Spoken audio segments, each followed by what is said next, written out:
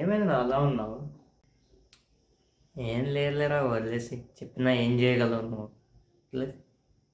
Girl friend వదిలేసిందే? కొంపదీసి ఏమన్నా?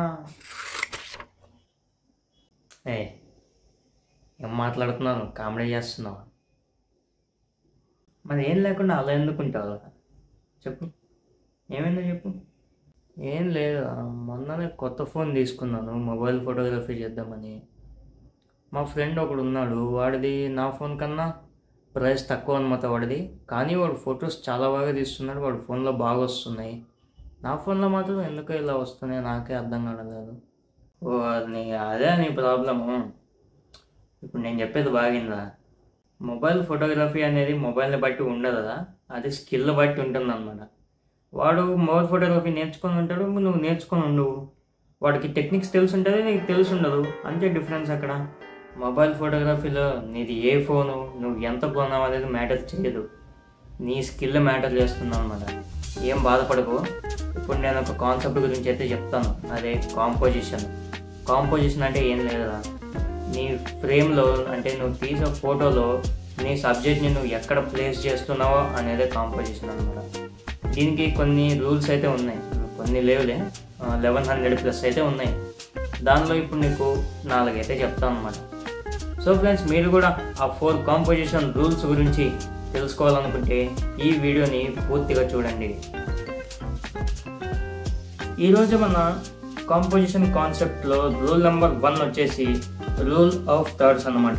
మీరు కెమెరా ఇంటర్ఫేస్ని సరిగ్గా అబ్జర్వ్ చేస్తే మీకు 4 ఇంటర్సెక్షన్ పాయింట్స్ అయితే ఉంటాయి కదా.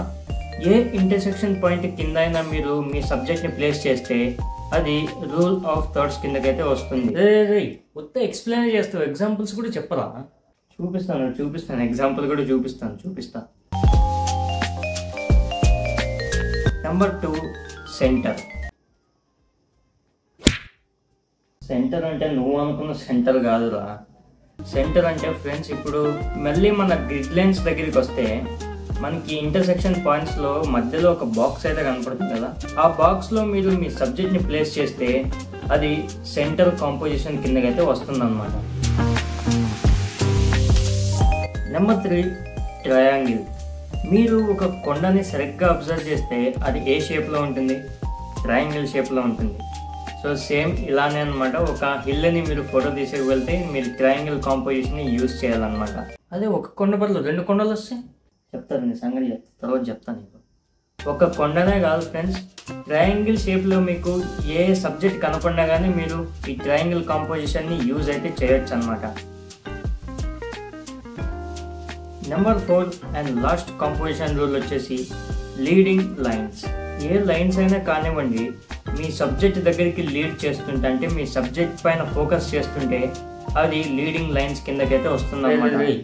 ఏం చెప్పావురా, ఏమన్నా ఒక్క ముక్కన అర్థమైందే? సరే ఈ ఎగ్జాంపుల్ చూడు, బాగా అర్థమవుతుంది. ఓకే,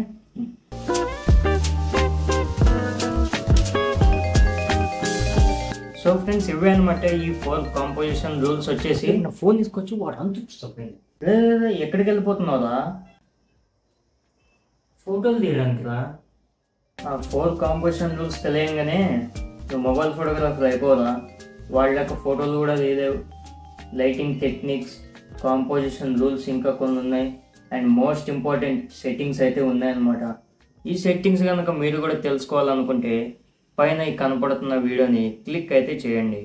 సరే, మరి ఈ వీడియోకి లైక్ అయితే చేయండి, నేను నెక్స్ట్ వీడియోలో వస్తాను.